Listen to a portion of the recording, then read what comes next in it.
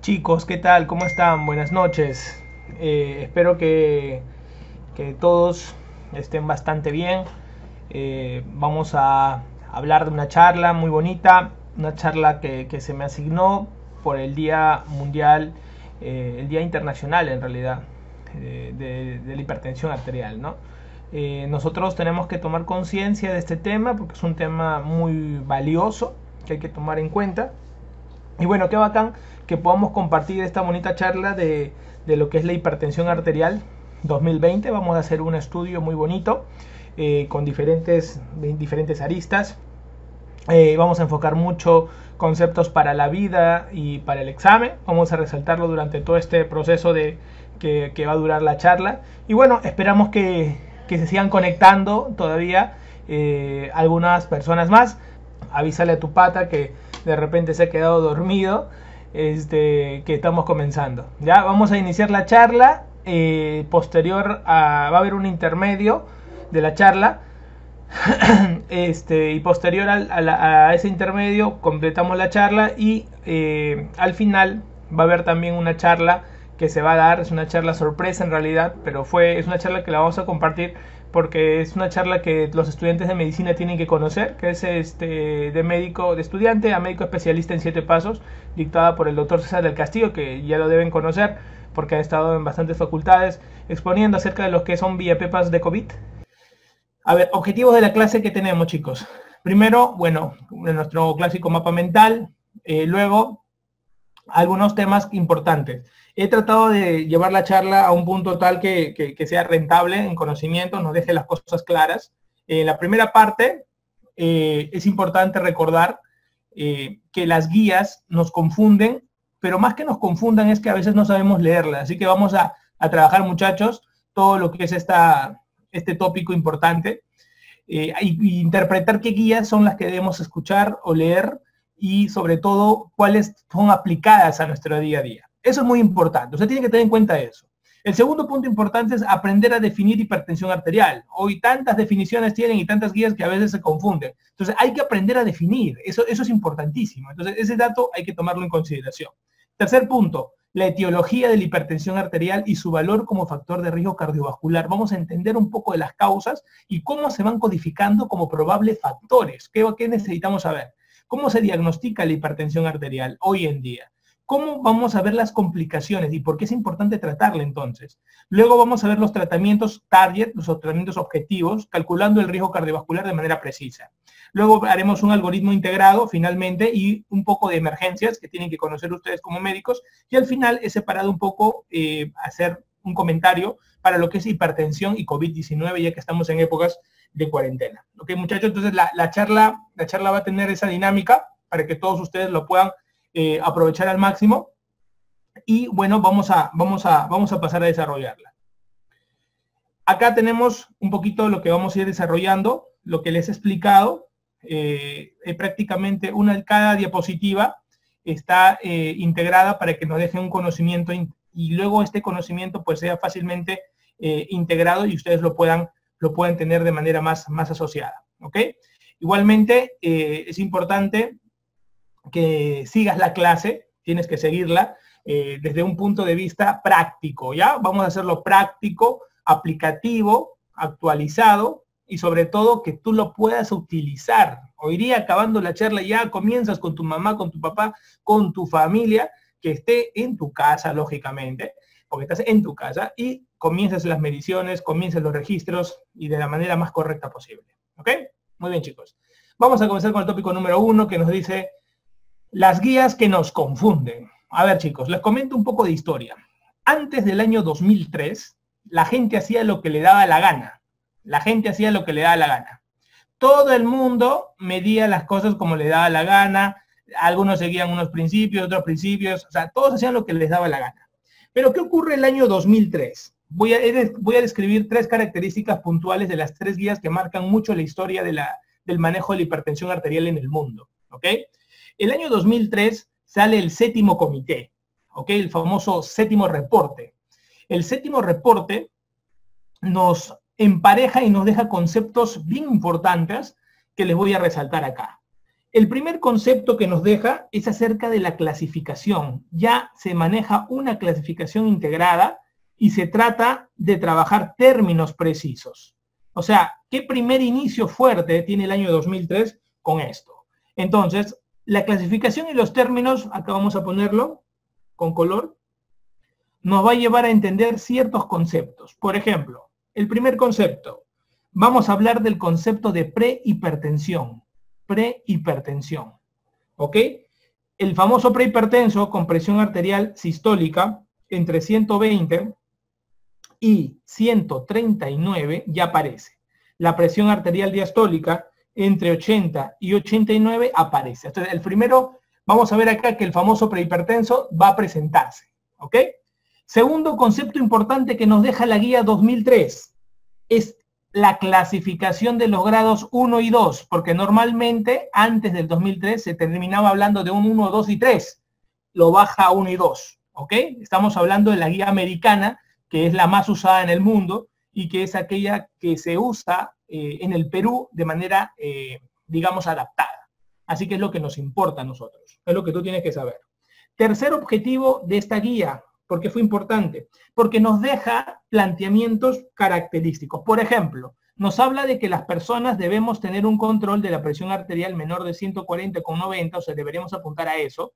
Y nos habla de que algunas poblaciones como la diabetes deberían apuntar a tener menos de 130,80. Ya nos va dejando datos y nos va haciendo segmentación poblacional. ¿Ok? Interesante. Cuarto punto importante es de que comenzamos, acá la guía del año 2003 te dice que inicies los tratamientos con diurético. Por ejemplo, con diurético. El diurético que estaba usándose más era la tiazida. Ojo, lógicamente, los estudios se hicieron con clortalidona, pero aquí en el Perú comenzamos a trabajar mucho con tiazida, la hidroclorotiazida. Entonces, el inicio es con diurético para el año 2003. Un quinto punto importante es que comenzamos, y quizás es la crítica, y lo voy a poner de color rojo, es que no son tan estrictos con lo que es la medición de los factores cardiovasculares. O sea, hay una famosa calculadora que me van a escuchar hablar toda la clase, calculadora de riesgo cardiovascular, no se está usando mucho, no se le da vigor, lógicamente. Imaginemos año 2003, se están ordenando, comienzan las estructuras, pero ya comienzan a utilizarse ciertas características dentro de esto que es clasificaciones y términos. El segundo punto importante es de que en el 2003 se genera una conclusión valiosa, que es que la presión arterial sistólica es el factor más importante, es más importante en las personas de edad avanzada. ¿Ok? Y en cambio, la presión arterial diastólica se presenta como un factor más importante en pacientes jóvenes. ¿Qué quiere decir esto? Quiere decir de que normalmente las presiones arteriales son factores de riesgo, pero la presión arterial sistólica comienza a verse en mayor medida asociada a muchas enfermedades en la gente con edad más avanzada. Y la diastólica comienzan a trabajarlo en los pacientes más jóvenes. O sea, ¿qué quiere decir? Que comenzamos a diferenciar las presiones y las edades. Comienza a aparecer el concepto de tratar de trabajar objetivos de presión sistólica y asociado a edades. Entonces, esto es importante, porque ya estamos hablando de población joven. Entonces, la población joven va a tener un origen y un enfoque distinto. Entonces, le va dejando como que partes, le va dejando como términos al aire el año 2003. Una tercera conclusión es de que esta guía se convierte en universal. O sea, el séptimo reporte se convierte en universal y las sociedades del mundo las van a seguir. Y se va a mantener así por años. Por años se mantiene, chicos. Entonces, ¿qué ocurre? El 2003 se mantiene con todas estas características años y van saliendo diferentes estudios, referentes guías, todo, hasta que hay un cachetadón el año 2017. El año 2017 hay tres cosas que marcan esta guía. La primera es que se redefine el concepto de hipertensión arterial. Bajan los criterios para poder definir hipertensión arterial, definiéndola como aquella presión mayor de 130/80. ¿Ok? Importante. Habíamos manejado nosotros el concepto de que hay una hipertensión en el año 2003 cuando es mayor de 140/90, ¿no? Y o 90. Acá estamos hablando de que lo bajaron, miren, bajaron de 140 a 130 y los cortes de 90 a 80. Lo bajan. Y ya no hablan del concepto de prehipertensión, sino se habla del concepto de presión elevada. El concepto de presión elevada es cuando una persona tiene entre 120 y 129 en la sistólica y siempre tiene que tener la diastólica menos de 80. O sea, solamente estamos hablando de que va elevando la sistólica. ¿Ok? Este es un concepto importante. Porque si la diastólica se eleva más de 80 pasa a ser hipertensión. Entonces ellos ponen grado 1 de hipertensión cuando la presión sistólica está entre 130 y 139 y la diastólica entre 80 y 89. Y hablamos de un grado 2 cuando vamos a encontrar una presión mayor o igual de 140 y una diastólica mayor o igual de 90. Imagínate, grado 2 para el 2017 era el diagnóstico inicial para el 2013. Imagínate. Entonces hacen un cambio, borran el concepto de prehipertensión, te ponen como elevada, considerando solamente a la sistólica para ser elevada, la diastólica sí tiene que ser menos de 80, y son estrictos en esta medida. Segunda conclusión que ocurre, es que el año 2017 recomiendan que los diagnósticos sean fuera de consulta. ¿Por qué? Porque se ve que muchos pacientes durante la consulta tienen un aumento de la presión arterial. Por lo tanto, comienza el uso indiscriminado del famoso MAPA, que es el uso de la medición ambulatoria de presión arterial. Imagínense. Entonces, es una guía no solo larga, sino es una guía que te pide muchas cosas. Tercer característica es de que algo es importante, es que ya se redefine mejor el riesgo cardiovascular. ¿Ok? cardiovascular. Y lógicamente te hablan de una posibilidad de un tratamiento médico, generalmente le dan poder al tratamiento médico. Y luego un tratamiento farmacológico. ¿Por qué hablo de esto? Porque con el tiempo, el año 2003, la gente hablaba de un tratamiento no farmacológico y así, y luego pasaban reportes en otros años y decían que no, mejor darle fármacos, que bajar de peso solamente no garantiza. No, que sí, que han estado así peleando hasta el año 2017, donde la guía dice, no, ¿saben qué? El tratamiento médico sí es importante, pero hay que saber identificar a los grupos, y te da nuevamente ese refuerzo. ¿Qué ha ocurrido con el mundo luego del año 2017? La gente no se ha sabido adaptar a esta guía.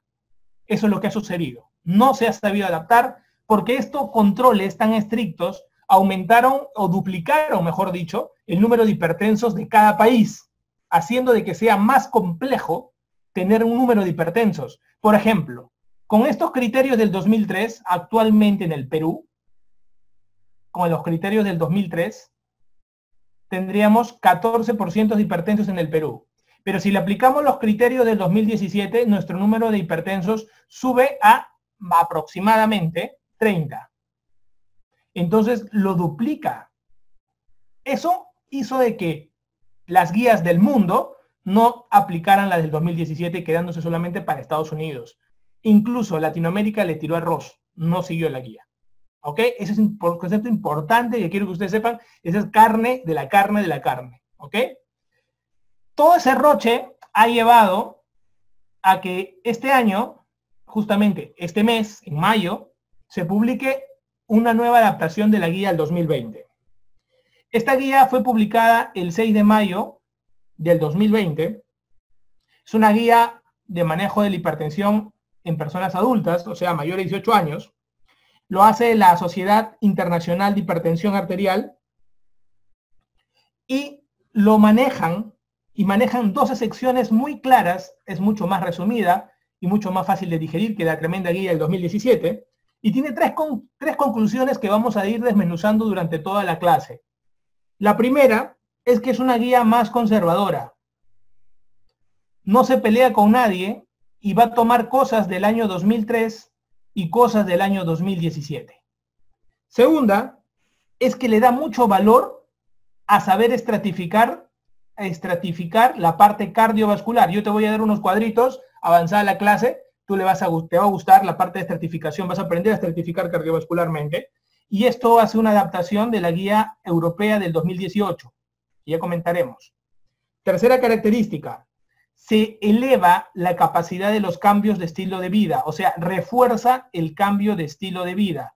Te da una posibilidad de que el paciente cambiando el estilo de vida puede mejorar. Entonces comenzamos a conocer mucho mejor los valores y eso es importante. ¿Por qué? Porque es una guía que no es como la del 2017, tan tirada a la parte farmacológica, sino que es una guía que te permite dar opciones de acuerdo conociendo la estratificación cardiovascular. Si tú conoces la estratificación cardiovascular, tendrás chances de estilos de vida. Si tú no conoces la estratificación cardiovascular, no vas a tener chances de estilos de vida. Entonces, ese dato es muy importante recordar, ¿ok? Es importante recordar. Ahora, chicos, como conclusión importante, entonces, con respecto a las guías, antes de comenzar a hacer todo el proceso, porque es importante resaltarte lo mejor de cada guía en cada etapa, yo quiero decirte lo siguiente.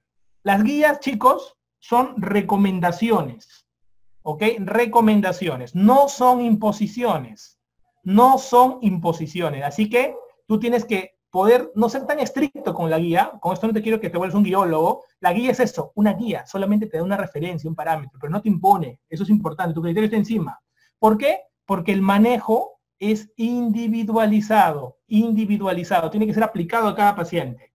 Y idealmente debería ser adaptado a cada país. O sea, cada país debería trabajar su propia población de estudio y darle lo mejor para su país. O sea, eso es lo ideal y eso es a lo que van a virar y a lo que va a evolucionar todo esto con respecto a las guías. O sea, eso es importante y yo quiero que tú lo tengas en consideración. ¿Ok? Totalmente. Dicho ya esto y resaltado el aspecto de las guías, vamos a sacar lo mejor y lo que hoy tú tienes que aplicar para saber hipertensión arterial. Hoy día tú vas a aprender a manejar hipertensión arterial como debe ser. y has aprendido a interpretar también cómo se manejan esto de las guías y cuál es la esencia de cada una de ellas. Lógicamente, lo que yo te voy a hablar es algo que tú mañana mismo lo puedes aplicar y probablemente choques contra alguno que se ha quedado todavía en el pasado. Pero es importante que tengas en consideración estas armas para que te hagas mejor y puedas tomar mejores decisiones. Al final, todo esto, chicos, radica en que ustedes tomen mejores decisiones. ¿Ok? Comenzamos. Hay que definir primero hipertensión arterial y para eso hay que conocer primero la fisiopatología de la presión arterial. La presión arterial nace de conocer una fórmula que es gasto cardíaco por resistencia vascular periférica, ¿no es cierto? Esto es importante. Vamos a definir nosotros que el gasto cardíaco va a estar determinado por el volumen sistólico por la frecuencia cardíaca. Eso todo el mundo lo sabe. Y todos sabemos también que el volumen sistólico va a estar influenciado por 3 variables muy determinadas. Vamos a poner con morado. La primera variable es la precarga. La segunda variable es la poscarga y la tercera variable es la contracción cardíaca, el inotropismo. ¿Ok? Muy importante. Todo esto va a ser importante para la parte farmacológica. ¿Ok? Es importante esto. Entonces, vamos a ver nosotros que todas estas variables van a determinar una variable, 2 variables, 3 variables, 4 variables, van a determinar 5 variables acá, van a determinar en los cambios de la presión arterial. Entonces, chicos, ¿qué ocurre aquí? Vamos a dibujar el corazón. El corazón, acá tenemos el corazón, acá tenemos la arteria aorta, ¿ok? La aorta sale. El corazón da latidos intermitentes, pero el flujo de sangre es continuo. ¿Esto por qué se da? Porque nuestro sistema arterial está dividido en 2 momentos. Tenemos las grandes arterias. Las grandes arterias van a estar compuestas de músculo liso. Tenemos las fibras elásticas, que es la parte más importante de las grandes arterias, y tenemos fibras colágenas. Estas fibras elásticas le permiten recepcionar el impulso que sale del corazón y hace de que ya no tenga ese efecto de latido nuevamente, sino que permita el flujo continuo. Entonces el flujo continuo se va a dar aquí, gracias a estas grandes arterias. Cuando se pierdan las fibras elásticas, comenzará a haber un flujo con mayor daño. Es eso la aterosclerosis. La aterosclerosis es la pérdida de estas fibras elásticas. Vamos a encontrar que más abajo encontramos las arteriolas. Las arteriolas son las arterias que digamos, dirigen la resistencia vascular de todo el cuerpo. Son las más importantes en la resistencia vascular periférica. ¿Ok? Entonces, si alguien habla de arteriolas, me está hablando de resistencia. De resistencia. Eso es lo que yo quiero que tú sepas. Me estás hablando de resistencia. Es importante recordar que estas arteriolas van a estar influenciadas por la famosa ley de Poiseuille. ¿Ok? La ley de Poiseuille nos hablaba así en definitiva, que la resistencia al final era inversamente proporcional al radio elevado a la 4. Quiere decir que la variable radio va a ser muy importante en esta medida. Y por eso vamos a entender los factores que estimulan este radio y su comportamiento. Nosotros tenemos 3 formas de estimular el radio de un vaso sanguíneo. 3 formas. La primera forma es en la composición de la estructura del vaso sanguíneo. ¿Qué es lo que vamos a hacer? Vamos a hacer que se haga aterosclerosis, por ejemplo. O sea, influimos en la pared. Eso puede estimular el radio y al final estimula los cambios en presión arterial. La segunda forma es que vamos a tener agentes sistémicos que van a influenciar. Los agentes sistémicos pueden ser nerviosos y humorales. ¿Ok? Los agentes nerviosos, ¿quiénes son? Los agentes nerviosos, acá lo vamos a poner con otro color. Los agentes nerviosos van a ser los agentes simpáticos. Los agentes simpáticos a nivel de los receptores alfa hacen vasoconstricción y a nivel de los receptores beta hacen vasodilatación. ¿Ok? Y también tenemos el sistema parasimpático. El parasimpático vamos a tener básicamente que hace vasodilatación, pero ¿en qué arterias? En las arterias coronarias, en las arterias cerebrales y en las arterias genitales. ¿Ok? En estas arterias, básicamente, van a trabajar ellos y acá van a hacer un efecto vasodilatador. ¿Ok? Después, en todo el cuerpo, es lo que domina más es la parte simpática. ¿Ok? La parte simpática. Eso es importante. Con respecto a la parte humoral, vamos a tener nosotros a los clásicos humorales, que es la angiotensina 2, que es el humoral más importante que existe. Esta es pregunta de examen también. Vamos a tener también a la hormona antidiurética. Acá está la antidiurética. ¿Ok? Que digamos van a ser aquellos que van a predominar en todo el control que se va a hacer a nivel humoral. Luego, así como tenemos la parte de sistémicas, tenemos agentes locales. 3 agentes locales. Los agentes locales son metabolitos, y acá tenemos a la adenosina, por ejemplo, a la adenosina.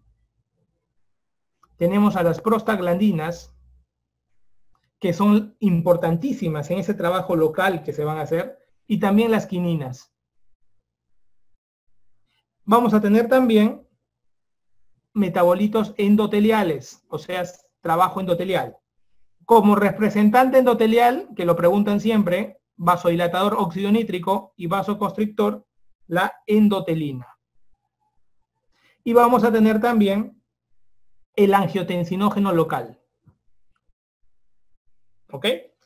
Entonces, todo esto, estas 3 formas de modulación que existen, van a regular el radio y va a influenciar en todo el circuito arterial. Todo esto va a influenciar en la parte arterial, haciendo de que la resistencia vascular periférica sea el componente fundamental de la fórmula de hipertensión arterial. ¿Ok? Entonces, cuando se va a elevar la presión, generalmente vamos a depender de esos puntos. Entonces, estos son datos claves que yo quiero que ustedes tomen en consideración cuando se enfrentan a la fisiopatología para iniciar el proceso de hipertensión arterial. ¿Ya, chicos? Entonces, son temas que para mí es muy importante que ustedes controlen y ustedes manejen. El hecho de tener la parte arterial me va a permitir definir 2 cosas. Primero, voy a definir qué es presión arterial sistólica. Presión arterial sistólica va a ser la mayor fuerza que se va a captar a nivel de toda la pared arterial, vascular en general. O sea, la mayor fuerza. ¿Ok? En cambio, la presión arterial diastólica va a ser la menor fuerza. Esto es muy importante. ¿Por qué? Porque estas 2 me van a permitir saber los puntos intermedios, hasta dónde está haciendo el trabajo el corazón con fuerza, la presión que sale del corazón, qué fuerza tiene máxima y qué fuerza tiene mínima. Y con esto yo voy a poder saber cómo se está comportando el corazón. Entonces es un dato muy importante de modulación. Si yo rompo esos lineamientos, voy a entrar en un fenómeno de enfermedad. ¿Ok? Fenómenos de enfermedad. Entonces esto es importante recordar. Entonces una vez que la presión sale, la presión arterial sistólica sale con toda la fuerza del mundo, luego se va a registrar una presión arterial diastólica menor. Entonces ahí ya vas definiendo estos procesos. Pero entre el juego de presiones, entre lo que sube y lo que baja, va a haber una presión que me va a tener que definir la irrigación de los tejidos. Y esta presión se llama presión arterial media. La presión arterial media es la presión sistólica más 2 veces la presión diastólica sobre 3. Y lo normal es que sea mayor o igual a 65. Este se llama también presión tisular o presión de perfusión, que es la presión en la cual los órganos se van a nutrir. Hay que tomarlo en consideración. ¿Ok? Con esto yo ya puedo entender cómo se originan los procesos de hipertensión arterial, porque basta que se rompa una parte de todo este circuito fisiopatológico y yo ya voy a poder definir. Esto me va a poder llevar a las clasificaciones que yo debo manejar. Y es importante que uno aprenda el tema de clasificaciones y sobre todo a razonarlo. Al inicio voy a comparar la clasificación del 2003, ¿ok? Voy a compararlo con la del 2017 y sacaremos lo mejor de ambas y te voy a hablar de la 2020 y cómo tienes que hoy día tú aprender. El día del 2003 vamos a hablar, acá nos hablaban muchas preguntas, por ejemplo, antiguas de examen del ENAM, por ejemplo, hablan de prehipertensión, ¿no? Y en la prehipertensión tenemos de 120 a 139 en sistólica y la diastólica de 80 a 89. ¿Sí? Ustedes van a recordar que nosotros hablamos de presión sistólica y o presión diastólica. ¿Por qué hablamos así, chicos? Muchos van a decir, doctor, ¿cuál de las dos se usa? Miren, les voy a comentar algo. La presión arterial normalmente es un componente mixto. O sea, quiere decir que es más frecuente encontrar las dos presiones elevadas que una sola de ellas. ¿Ok? Y esto es mucho más frecuente que la presión arterial sistólica aislada. O mejor dicho, presión sistólica nada más. Presión aislada. Presión, a ver acá, presión aislada. Que puede ser sistólica o diastólica. Definitivamente, cuando se presenta una presión aislada, lo más frecuente es una sistólica. No encontramos casi diastólica. La diastólica está elevada. Cuando está elevada la diastólica, generalmente también la sistólica está elevada. Entonces, tenemos dos patrones de ver las presiones normalmente. O presiones arteriales mixtas, las dos están elevadas, o presiones arteriales aisladas, que generalmente son de origen sistólico. ¿Ok? Entonces, es importante esto para poder comenzar en las clasificaciones. Entonces, les comentaba que el año 2003, el concepto de prehipertensión que ha sido preguntado en el ENAM era este. Y teníamos también la definición de hipertensión grado 1, que era hablar de una presión de 140 a 159. Y o una presión diastólica que estaba entre 90 a 99. Y el grado 2, o hipertensión grado 2, era definida como una sistólica mayor o igual a 160 y una diastólica mayor o igual a 100. ¿Ok? Entonces, esto era el año 2003 y esto de acá hasta ahorita, hasta el día de hoy, la gente lo ha seguido manejando, incluso para los exámenes del ENAM, todavía en el Perú incluso, esta es la clasificación que nosotros todavía, desde el MINSA, su última clasificación que hizo fue el año 2015. El MINSA. Entonces, el MINSA maneja esta clasificación todavía. O sea, la última guía peruana se ha quedado con la clasificación del 2003, ¿ya? Que es la última guía que está publicada. Y en las preguntas del ENAM, las preguntas del residentado, en las preguntas de los exámenes de salud, todavía siguen considerando esta clasificación. ¿Ok? Te la quiero presentar, te la quiero resaltar para que tú la sepas. El año 2017 salió esta clasificación en el cual ya no hablan de prehipertensión, sino hablaban de presión elevada, ¿ok?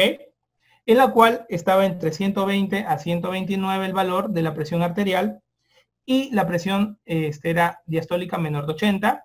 Hablamos de un grado 1 cuando la presión está entre 130 a 139 con una diastólica de 80 a 89. Y hablamos de un grado 2 con una presión mayor o igual a 140 y o una diastólica mayor o igual a 90. Entonces, ¿por qué la coloco? ¿Por qué la pongo? Porque tienes que saberla para poder valorarla. Miren, vamos a hacer una comparación para que nunca se olviden ustedes lo siguiente. Si se dan cuenta, el año 2003, que es lo que te preguntan en el ENAM y que es lo que usa la guía peruana del 2015, ¿cómo definías hipertensión arterial? Hoy en día, con una presión mayor o igual a 140/90. ¿Estamos? ¿Sí? De 140 a 90, ¿cuánto hay la diferencia? 50, ¿no? 50. Ya, mira. Y el 2017, ¿cómo se define hipertensión arterial? Se definía como una hipertensión arterial mayor de 130/80. ¿Cuánto hay la diferencia entre uno y otro? 50. Para que nunca te olvides y te acuerdes cuáles son los cortes más importantes que hay que tener en una y en otra. ¿Ok? Pero el 2017 nadie la siguió, la dejaron, le tiraron arroz, no le gustó a la gente, así que nos quedamos con una definición que ha salido este mes de mayo, que es la del 2020. ¿Ok? La del 2020. Quiero definir muy bien que sepas la del 2020, porque te voy a avisar algo. Es probable la guía que sí se respete en el mundo. Tiene muchas cosas muy buenas y hay que tomar en consideración varios detalles. Primero, ¿qué es normal en el año 2020? Un valor normal en el año 2020 es tener una presión menor de 130/85. ¿Ok? Eso es normal hoy, el 2020. Tener una presión menor de 130/85 es normal para todos, chicos. Para todos. ¿Ok? Es importante. Una presión normal elevada, que vendría a ser la prehipertensa del 2003 con la elevada del 2017, sería una presión que la sistólica, presión arterial sistólica, esté entre 130 a 139, o una presión arterial diastólica que esté entre 85 a 89. ¿Ok? Acá viene lo bonito. ¿Por qué? Porque acá ya comenzamos a definir un concepto, que es la definición de hipertensión arterial el año 2020. Observen, la definición de hipertensión arterial el año 2020, chicos, es presión sistólica mayor o igual a 140 y o una diastólica mayor o igual a 90. Doctor, pero si esta definición es la definición que se está usando desde el año 2003. Así es. Se está volviendo a la definición del año 2003 para el concepto de diagnóstico. ¿Ok? Por eso es que en el ENAM, siempre cuando le decimos la preparación, acuérdense la de 2003, no se metan con 2017 porque no lo estamos aplicando todavía en los hospitales. Por eso es que se volvió a ese diagnóstico. Es importante. Pero, la guía te aumenta un acápite para no chocar con la gente del 2017. ¿Y qué te dice la guía? Te dice que si tú diagnosticas esta presión se diagnostica en la consulta del médico. O sea, en tu consultorio. O sea, es para ti es. Pero si tú le haces una evaluación con MAPA, que es la medición de presión ambulatoria, de la presión arterial, los valores van a ser los siguientes. Cuando es por MAPA, los valores de hipertensión van a ser definidos como presiones mayor o igual a 130 y o mayor o igual a 80. ¿Ok? Eso es importante tomar en consideración. ¿Y con esto qué quiere decir? Con esto se está tomando en consideración los valores del año 2017. O sea, está con los dos. ¿Por qué? Porque usa los valores del 2003 para medición de consulta, mayor o igual a 140,90, pero en caso de ser MAPA, está utilizando los valores del 2017. Y ahí recae el éxito en haber interpretado esta guía. El que la sabía interpretar, el que la ha leído adecuadamente, pues muy bien, ha definido estos dos criterios y te dice tranquilo. Uno en la consulta, uno en el mapa, no hay ningún problema. El país desarrollado que tiene mapa y tiene a la mano los mapas, que lo haga con mapa.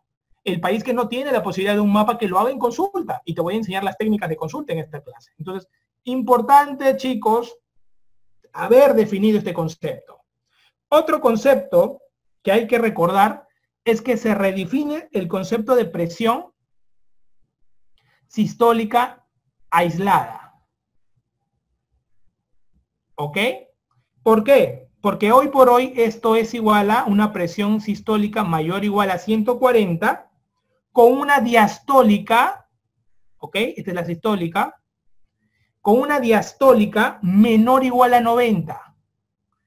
Este concepto lo redefinen, ¿por qué? Porque se ha estado estudiando por años que la sistólica aislada era mayor o igual a 160 con diastólica menor de 90. Pero este es el concepto que ahora tenemos. Y otra cosa, que este concepto se está utilizando en jóvenes y se está utilizando en ancianos. O sea, no está viendo la discriminación como se tenía antes. ¿Ok? Ese dato es recontra clave, recontra pepa. ¿Ok? Hay que tomarlo en consideración. Es muy importante esto. Una vez que tú hayas aprendido a interpretar las guías y has interpretado la definición de lo que debes conocer, definitivamente se te va a hacer mucho más fácil poder saber los diagnósticos. Chicos, observen esta tabla. Esta tabla nos pone a Perú con un porcentaje de hipertensión de 12.3. ¿Ok? Y si se usa el cuadro del 2017, llegamos a 23.9. ¿Ok? Según la guía. En estudios nacionales es de 14 a 28.30, que es la duplicación. Nosotros en el Perú usamos un valor en general y decimos que en el Perú el número de hipertensos es el 15% de nuestra población.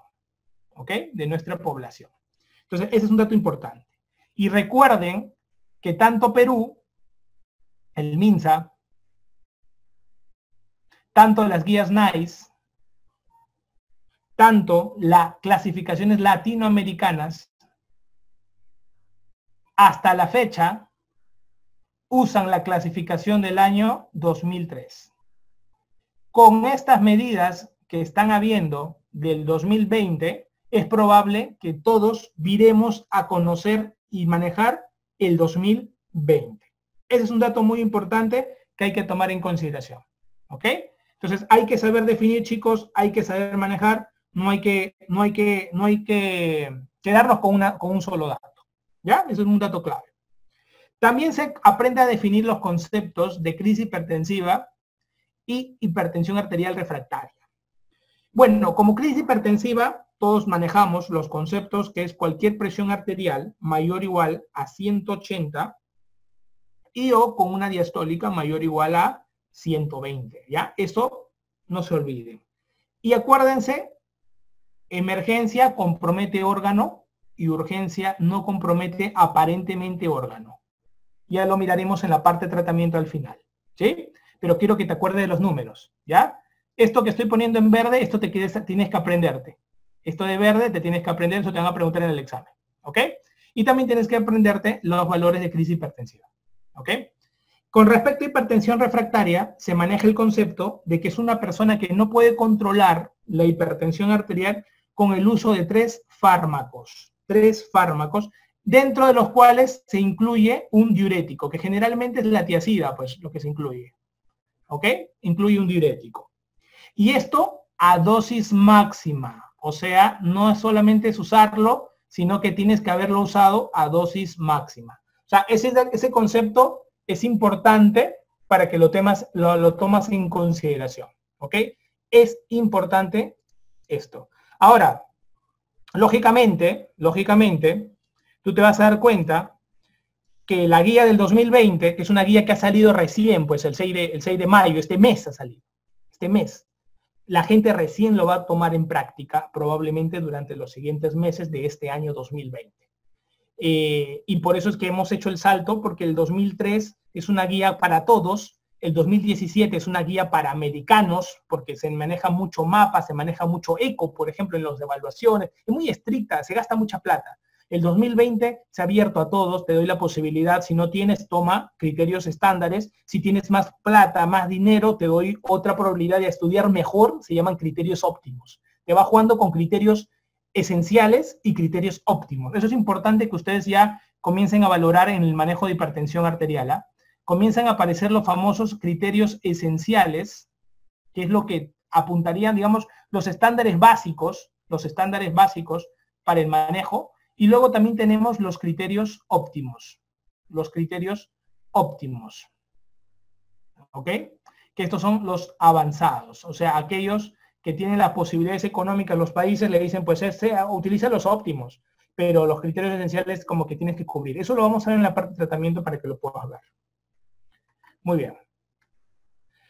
La etiología de la hipertensión y su valor como factor cardiovascular. Definitivamente las causas primarias, como pueden ver acá, la palabra primaria está más grande. ¿Por qué? Porque 90 a 95% son de causas primarias. En cambio, las causas secundarias son del 5 al 10%. Hay que tomarlo en cuenta esto, chicos, ¿eh? Por favor. Entonces, yo voy a definir primarias y secundarias. Hay un valor característico que me puede hacer sospechar causa secundaria. Por ejemplo, si yo tengo un paciente que debuta con una presión arterial antes de los 30 años o después de los 50 años, yo puedo decir que ese paciente probablemente es una causa secundaria. Porque los primarios normalmente debutan entre los 30 y los 50 años. Por ejemplo, yo tengo un paciente que de inicio tiene una hipertensión que no se controla, parece que fuera refractaria. Entonces también pensaría en una probable causa secundaria. Si yo tengo por ahí algún paciente que estoy haciendo un examen físico y por ahí encuentro un soplo abdominal, eso es organicidad. Podría me estar mandando una causa secundaria. Así que antes de pensar en las causas primarias, por más que son las más frecuentes, siempre tienes la obligación de descartar las causas secundarias. ¿Ok? Las causas secundarias. Entonces, ese dato es muy importante que quiero que manejen ustedes. Con respecto a las causas secundarias, la primera causa que yo quiero que ustedes aprendan es las causas renales. Es lo principal de las causas secundarias. ¿Ok? Es lo principal, esto lo preguntan en los exámenes, hay que tomarlo en consideración. Lo segundo que nos van a preguntar son las causas endocrinas. Endocrinas. ¿Ok? De las causas renales, chicos, vamos a pensar riñones, parénquima y vasos. Entonces tenemos la parte parenquimal y tengo la parte vascular. De las causas parenquimales tenemos síndromes, por ejemplo, el síndrome nefrítico, y tenemos la parte de las insuficiencias renales agudas y las insuficiencias renales crónicas. Y de la parte vascular macro tenemos la estenosis de arteria renal. ¿Ok? Muy bien. De las partes endocrinas, la más frecuente que vemos, pregunta de examen, los anticonceptivos orales. ¿Sí? Los anticonceptivos orales. Después tienes que tener la obligación de poder descartar todas las enfermedades de aumento. Siempre les digo todas las enfermedades de aumento. ¿Y aumento por qué? Por ejemplo, tenemos el hipertiroidismo. Hipertiroidismo. ¿Ok? Luego tenemos también el feocromocitoma. Feocromocitoma. El famoso síndrome de Cushing. Tenemos también la hiperplasia suprarrenal. El famoso síndrome de Cohn, ¿te acuerdas? Hiperplasia suprarrenal. La acromegalia misma. Si nos preguntaran en algún momento alguna causa hipo, sería el hipotiroidismo, que también se asocia. El hipotiroidismo. ¿Ok? Luego, otras causas secundarias, acuérdate de la parte aórtica. Yo veo mucho esto. Pacientes con coartación de aorta. Coartación de aorta. Sobre todo lo sospechas cuando el paciente tiene unas presiones arteriales en miembros superiores mucho mayor que las de miembros inferiores. ¿Ok? Vas a ver esos diferenciales bravos, porque la coartación de aorta, tú sabes que es la aorta, que a nivel de la subclavia, después de la subclavia, generalmente, hay un cierre de la aorta. Entonces, ¿qué ocurre? Todo el flujo que viene se choca con un cierre, se va todo para los demás troncos, de troncos brachiocefálico, la carótida izquierda y la subclavia izquierda. Entonces, todo se va para arriba y se va poco flujo para abajo. ¿Y cómo se irriga la parte de abajo entonces si no llega la sangre? Las intercostales se hipertrofian. Incluso cuando hacemos una toracotomía en coartación de aorta, sangra un montón. Se hipertrofian para que puedan compensar toda la parte inferior. A nivel de la parte neurológica, también tenemos los cuadros que pueden asociar hipertensión arterial secundaria, como el síndrome de apnea obstructiva del sueño, que lo ven los otorrinos, por ejemplo, y también lo que son las hipertensiones intracraneales. Hipertensiones intracraneales. ¿Ok? Para que tomen en consideración. Muy bien. Entonces, estas son las causas secundarias. Uno tiene que estar descartando causas secundarias basado en estos detallitos mínimos, y luego ya cuando no encuentra nada de esto, definitivamente cuando está buscando la etiología, se va a las causas primarias, ¿no? Y le echa la culpa, y por eso es que esta hipertensión primaria se llama hipertensión arterial esencial. ¿Ok? Hipertensión arterial esencial. Entonces, chicos, la hipertensión arterial esencial va a tener varias asociaciones. No tiene una causa definida. O sea, tú no le puedes decir que un pata que tiene hipertensión arterial esencial, pues tiene hipertensión arterial esencial por esto. No puedes. Primaria significa desconocido, no sabe la causa. Entonces, ¿pero qué cosas se pueden asociar a la hipertensión esencial? Por ejemplo, el consumo de sal. El consumo de sal. Doctor, si como más sal, o sea, soy hipertenso, nada que ver. Hay gente que se puede comer 1 kilo de sal y no por eso es hipertenso. Pero ¿qué ocurre con el consumo de sal? Aparentemente la sal desencadena un aumento de volumen por la retención de líquidos, y eso aparentemente hace de que hay un grupo de personas que no produce óxido nítrico en compensación. Al no producir óxido nítrico en compensación, hay como que una cierta predisposición a una hipertensión asociada a sal. Entonces, eso es importante. Porque, recuerdes, no que el consumo de sal todo el tiempo te hace hipertensión, sino que desencadena un mal manejo de la producción de óxido nítrico para que compense el aumento de la hipervolemia. Otros pacientes van a tener anómalamente una retención mayor de sodio. Una retención de sodio. Hay gente que tiene una retención anómala de sodio a nivel renal, y pues estos pacientes también están estudiados dentro de estos grupos. Otro grupo de pacientes va a tener una hiperactividad simpática. Hiperactividad simpática. Son pacientes que tienen una taquicardia, no que lleguen a taquicardia, pero tienen una frecuencia cardíaca un poco alta. hay una hiperactividad simpática y son pacientes que tienen la famosa hipertensión emotiva que no existe, pero son pacientes que tienen una frecuencia cardíaca un poco elevada, pese a que no tienen muchos factores cardiovasculares. Otro también es la resistencia insulínica. La resistencia insulínica. La resistencia insulínica, ustedes saben que se va a asociar a un aumento de la actividad simpática.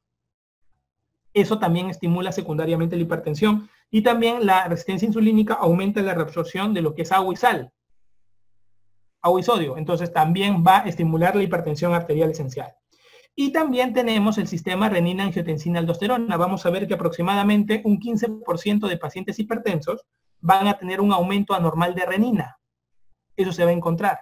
Entonces, ¿qué quiere decir con todo esto, chicos? Que alrededor de la hipertensión arterial esencial voy a encontrar un montón de cosas que no voy a poder definir adecuadamente. Pero dentro del proceso de buscar la causa que podría asociar todos estos problemas, también tengo que descartar la parte farmacológica, que normalmente hay fármacos que se van a asociar a un aumento de la presión arterial. Por ejemplo, dentro de ellos tenemos los AINES, ¿ok? Por ejemplo, los inhibidores de los COX-2, como el Celecoxib, por ejemplo, era uno de esos que aumentaba mucho la presión arterial. Incluso dentro de los AINES vamos a colocar también a la aspirina, porque la aspirina también se asocia con eso, se te cruza con fármacos de la hipertensión. Por eso hay que saber manejar estos criterios cuando tienes un paciente cardiovascular, ¿ok? Un dato importante también son algunos pacientes que usan simpático-miméticos, los famosos descongestionantes nasales. Descongestionantes nasales van a estar metidos ahí. Otros pacientes terminan estimulándose, por ejemplo, con las anfetaminas, y las anfetaminas también están metidas dentro de ese bloque.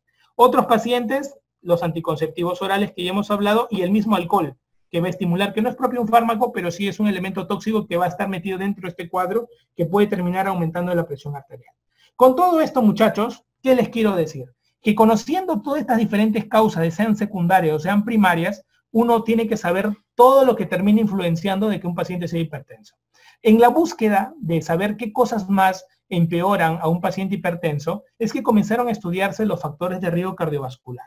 Y esto ocurre el año 2013. El año 2013 se comienza a elaborar por la AJA, la parte de lo que vendría a ser la calculadora cardiovascular, ¿sí? La calculadora que medía los factores de riesgo cardiovasculares, que se pueden aplicar muy bien en pacientes que tienen entre los 40 y los 79 años. 40 y 79 años, ¿ok? Esto generalmente eran pacientes estudiados blancos y afroamericanos. O sea, quiere decir que hay que tomar con pinza esta calculadora. Y te medía el riesgo a 10 años. El riesgo a 10 años de porcentaje cardiovascular, de que te pueda ocurrir un evento cardiovascular. ¿Ok? Esto es muy importante, porque te define muchos valores de riesgo. Esto estratificado de manera ordenada. Ustedes van a tener acá, ven este gráfico, muy bien.